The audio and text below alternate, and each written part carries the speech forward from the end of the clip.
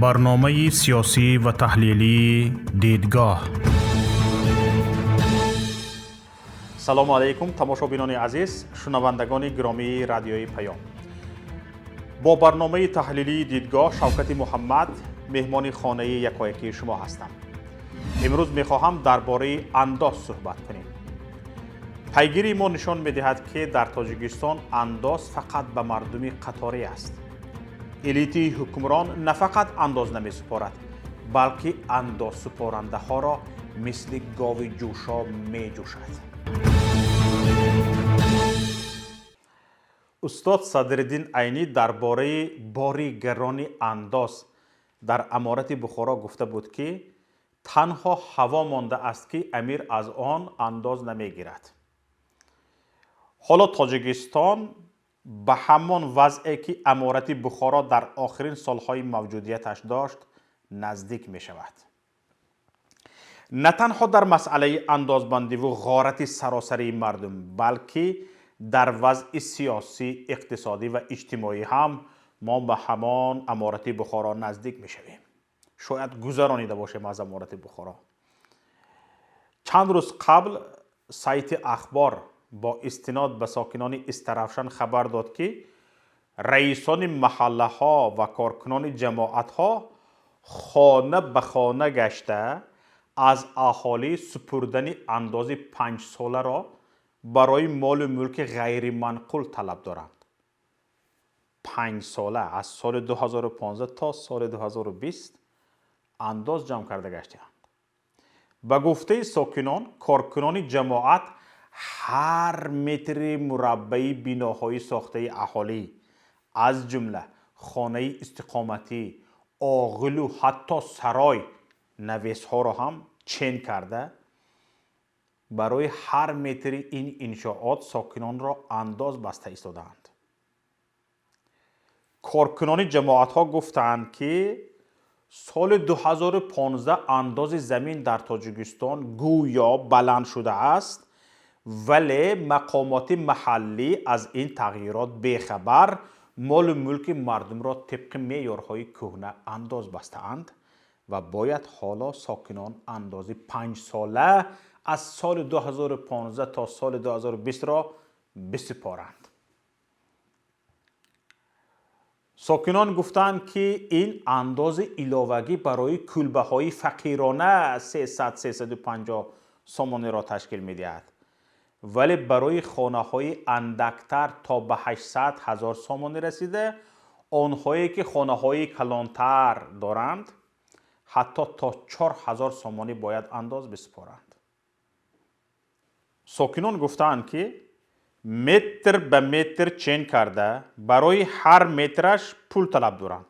حتی از انشاءات خرد مثل شیپنگ انداز طلب کرده ایستادند. کارکنان جماعت میگویند که انداز زمین سال 2015 بلند شده است و ما بیخبر مانده ایم. حالا یک باره 5 ساله اش را سپارید میگویند. مردم در انشاءات از کجا پول دارند که یک باره اندازه 5 ساله را سپارند؟ مقامات خودشان خطا کرده باشند، عیب مردم چیست؟ گپی ساکنان را شنیده ایستاده اید؟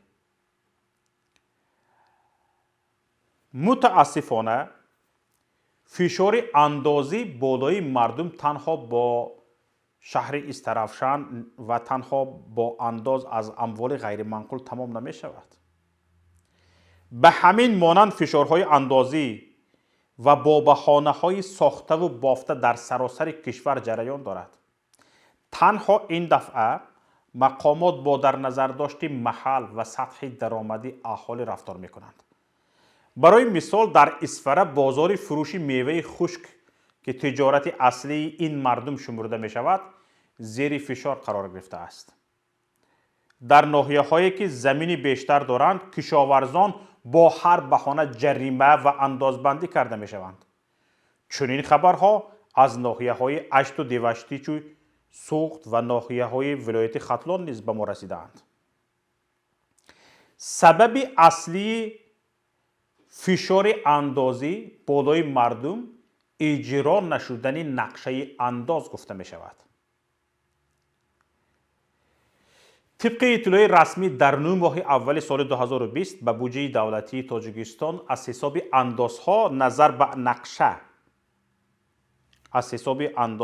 به نقشه به اندازه 646 میلیون سومانی تقریبا 63 میلیون دلار پول کمتر وارد شده است.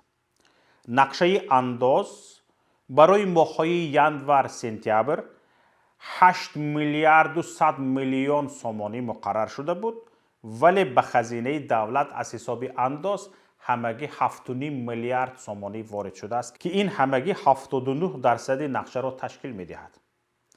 در اصل طبق اطلاعی به ما رسیده وضعیت به مراتب بدتر از آن است که مقامات می گویند. بیشتری کمک های خارجی دریافت شده، البته آن قسمی که بعد دزدی های منصبداران باقی مانده است، برای دستگیری بودجه روانه گردیده است. تنها خزینه بین المللی اسعار به بودجه تاجیکستان 119 میلیون دلار کمک کرده است. بجز این چند کمک دیگر از جمله 50 میلیون دلار بانک آسیایی رشد، 50 میلیون بانک اوراسیایی رشد و غیره وارد شدند که همگی برای دستگیری بودجه روانه گردیدند. حجم عمومی کمک ها بالغ از 300 میلیون دلار است.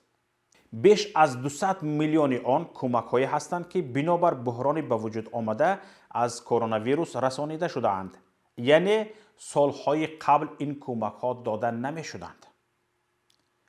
اگر به معلومات رسمی باور کنیم که نقشه جمع‌آوری انداز همگی 21% یا 63 میلیون دلار کمبود داشته است، پس انداز حدودی 140 میلیون دلار از حساب کمک های خارجی درآمد بیشتر از سالهای قبل داشته است.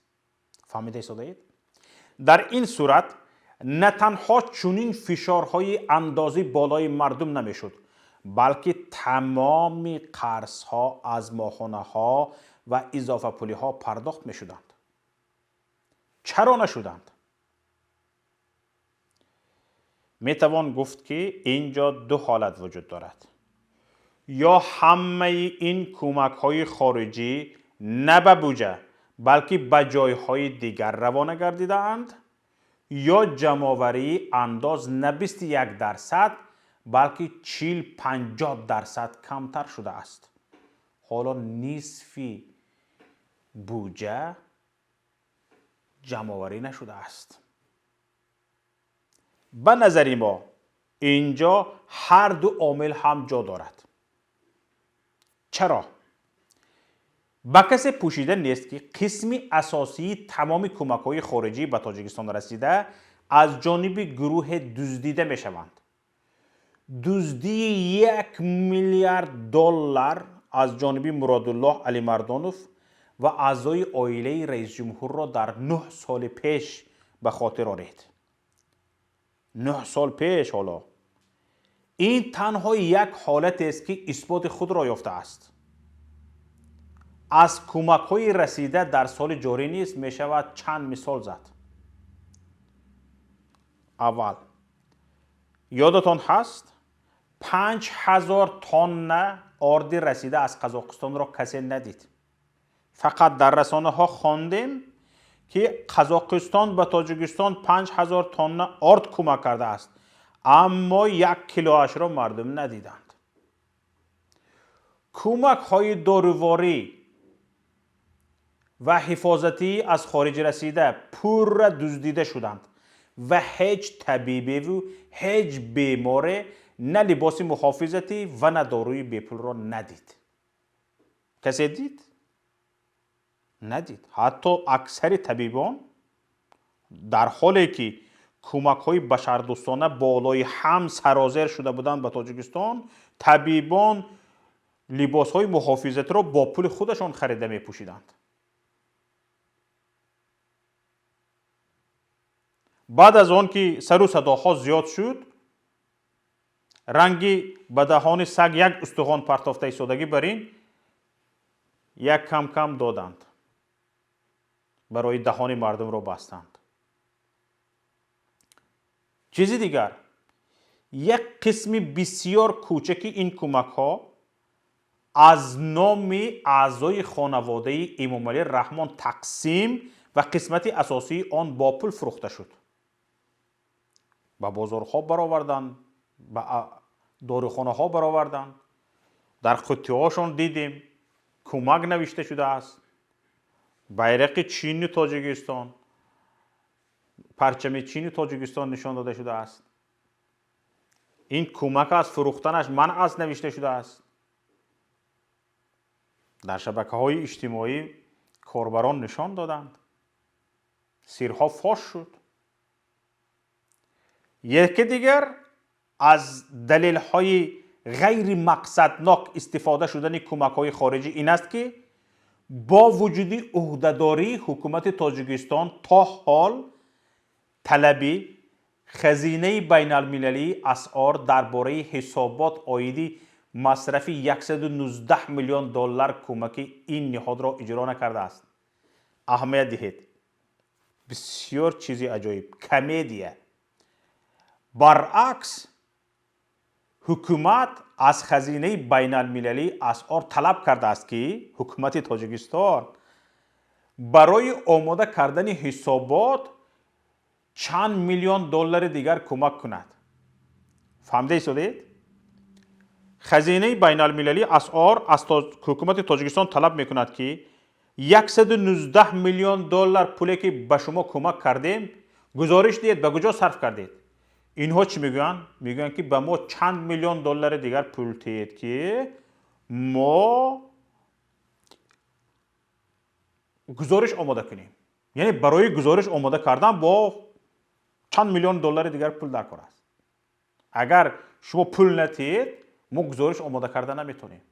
فهمیده شدید؟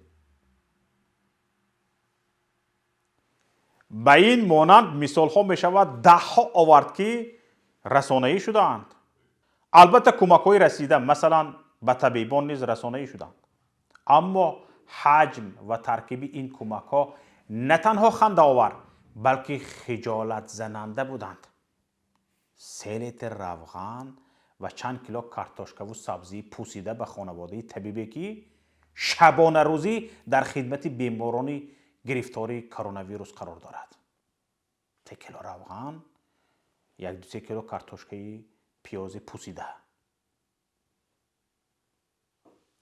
اما چرا با وجود دعواهای زیاد حکومت عاید بنیاد کارخانه‌های نو، بالا رفتن سطح زندگی مردم و افزایش مجموعی محصولات داخلی، وضع جمع‌آوری انداز سال تا سال بدتر می شود و بودجه به جای افزودن کمتر می گردد؟ چرا؟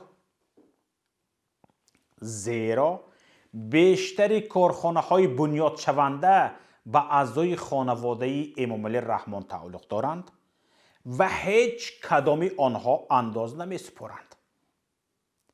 سبب اصلی افزایش همیشگی قرض برق تاجیک هم همین است که هیچ کدام از این کارخانه‌های متعلق به عائله امامعلی رحمان پول برق را پرداخت نمی کنند.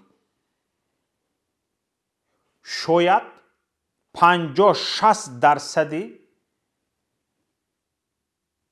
قرض برق تاجیک از کارخانه‌های باشد که آنها متعلق به عائله رئیس جمهورند و برق تاجیک آنها را پول برق را طی گفتن نمیتواند.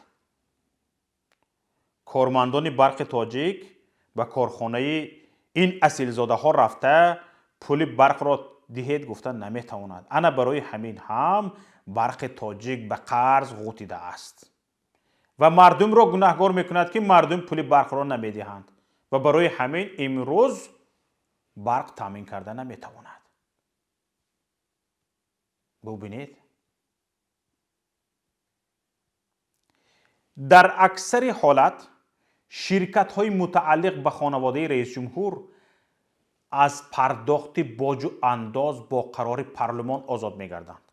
حالا پول برق را نپرداختن یک چیز دیگر. اینها حتی انداز نمی سپارند. قانونا انداز نمی سپارند. چگونه؟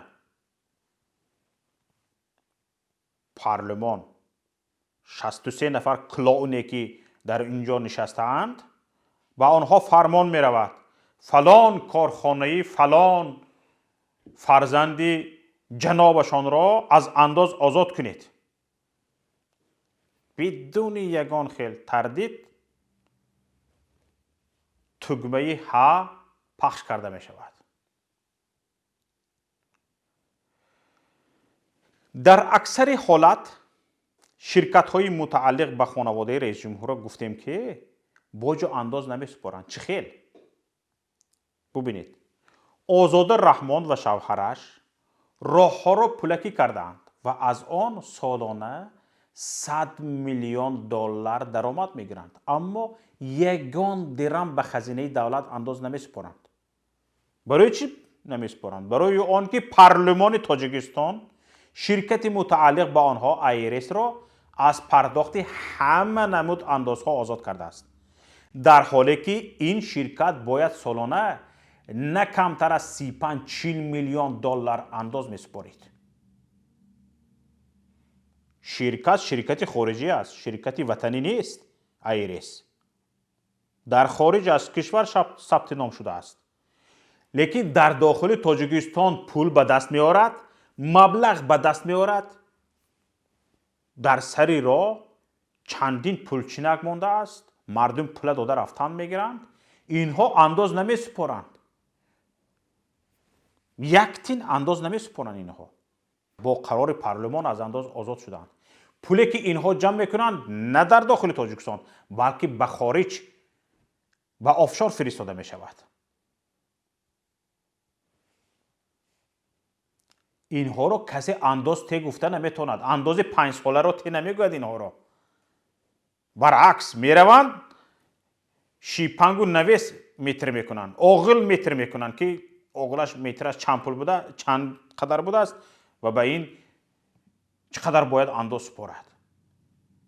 خانه مردم را چین میکنند، اما این اژدهارها را کسی انداز سپار گفته نمیتواند، بلکه از انداز آزاد میکنند.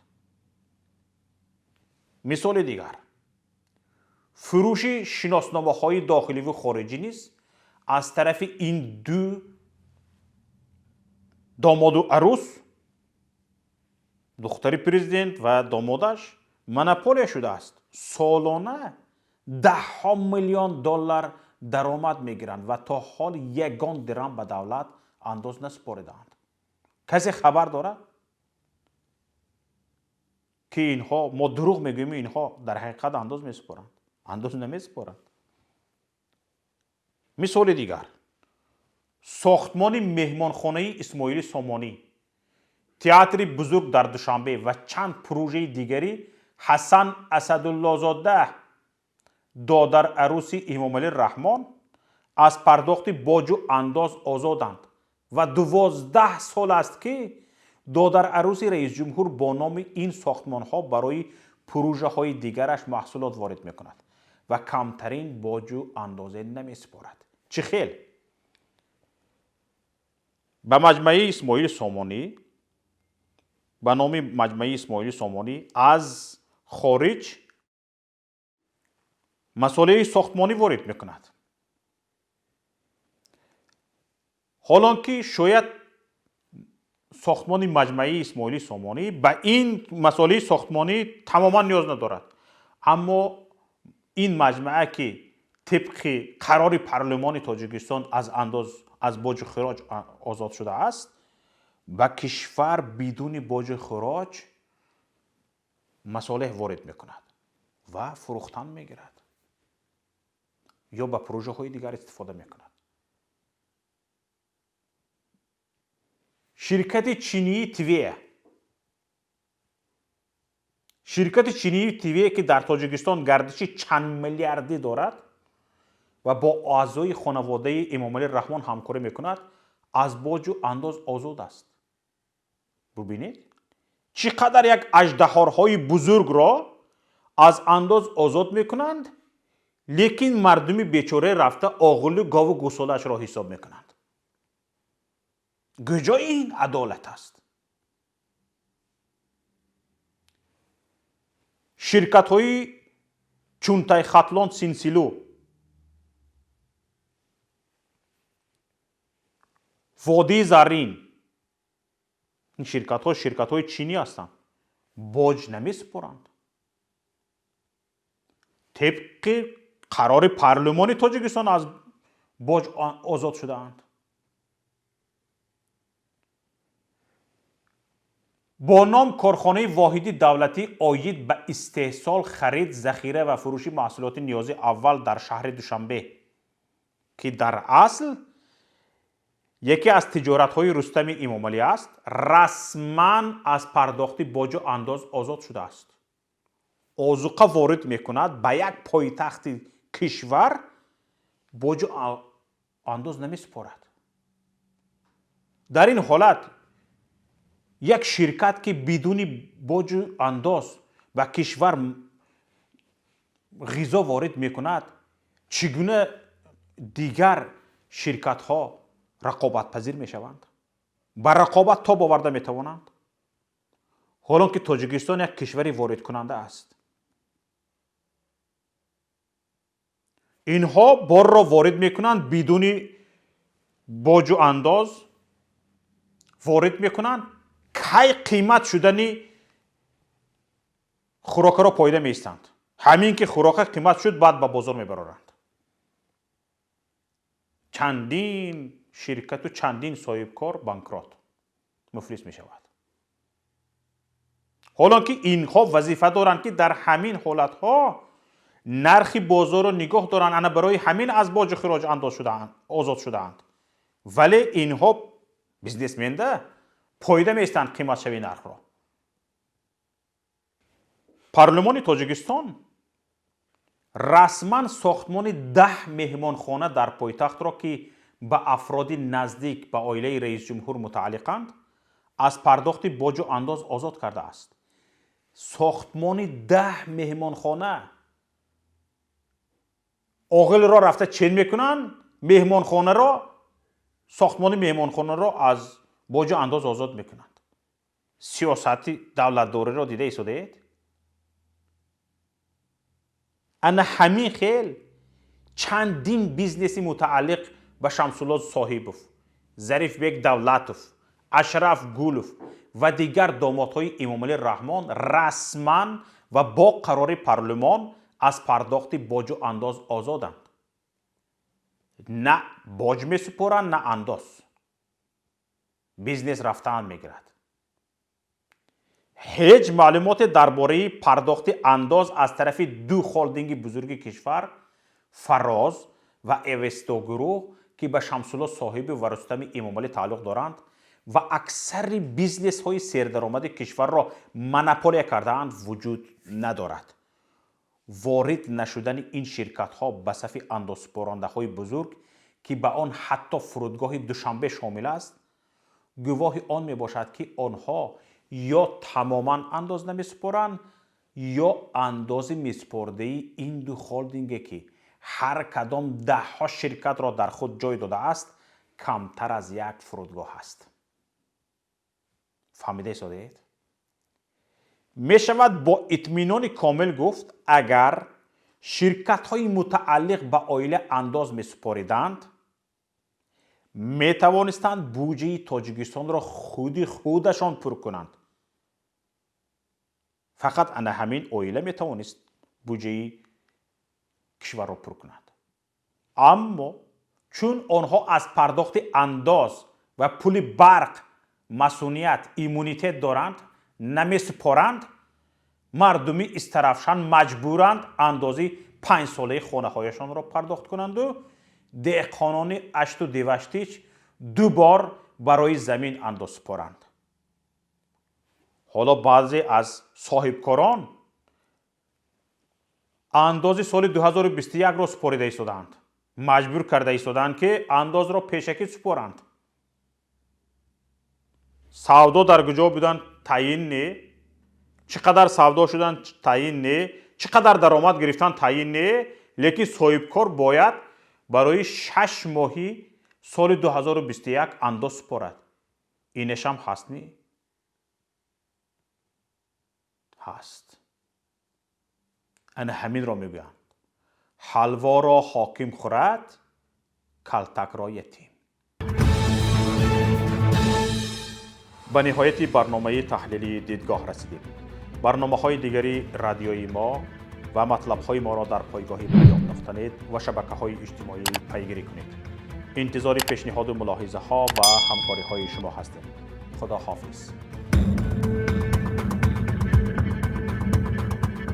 برنامه سیاسی و تحلیلی دیدگاه